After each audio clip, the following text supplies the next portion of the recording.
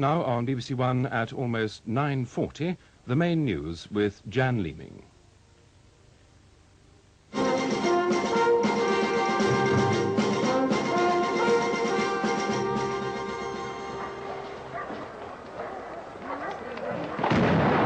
Dramatic end of the six-day siege.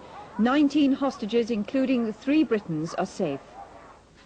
The end came with an assault on the building by the Army's Special Air Services Regiment, the SAS, not long after gunmen had killed 2 hostages and pushed the body of one out onto the embassy steps. They'd threatened to kill another hostage every half hour. It ended with 3 gunmen dead, 1 in hospital and another in police custody. Kate Adey watched the day's events. At 7 o'clock, armed police moved in front of the embassy. 2 men ran forward with a stretcher and went into the porch. A body was put on the stretcher and, under cover from the marksman, taken out towards an ambulance.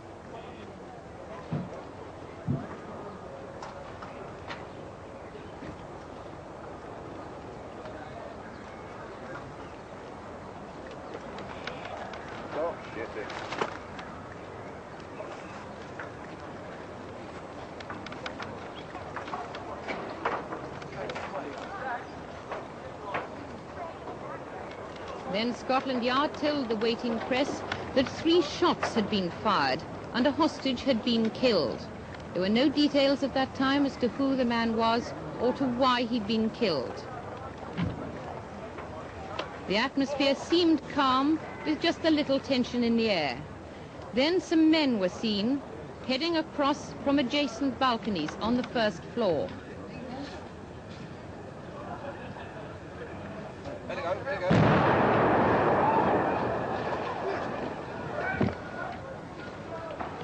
That was a bomb. That was a bomb.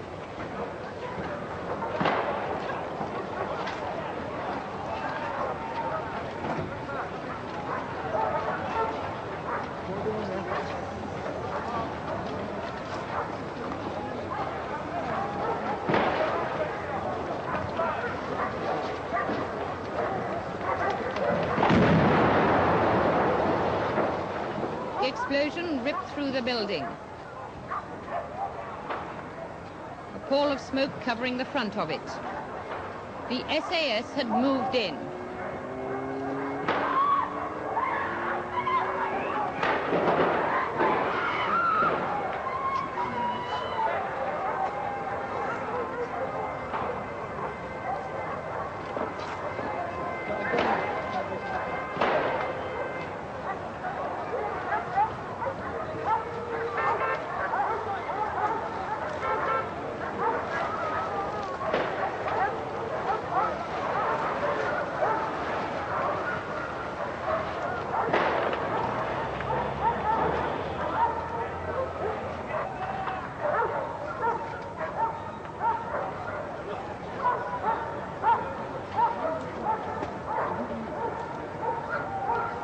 After a second explosion, smoke obscured the front of the embassy again.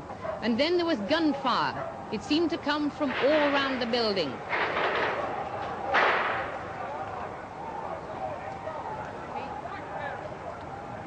By this time, the police and the press nearby were told to take cover, and they scrambled behind cars and equipment. Shots rang out all over the street.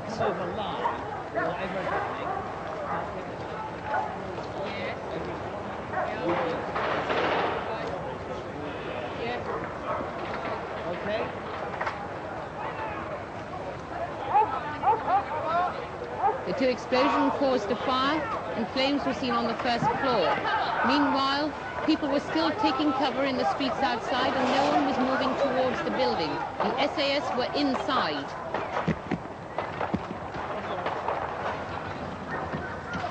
The first hostage to come out was BBC sound recordist Sim Harris. He scrambled from the balcony into the adjacent building.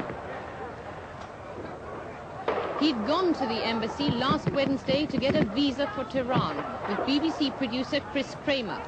Chris Kramer later came out sick. He'll be talking to us later in this bulletin.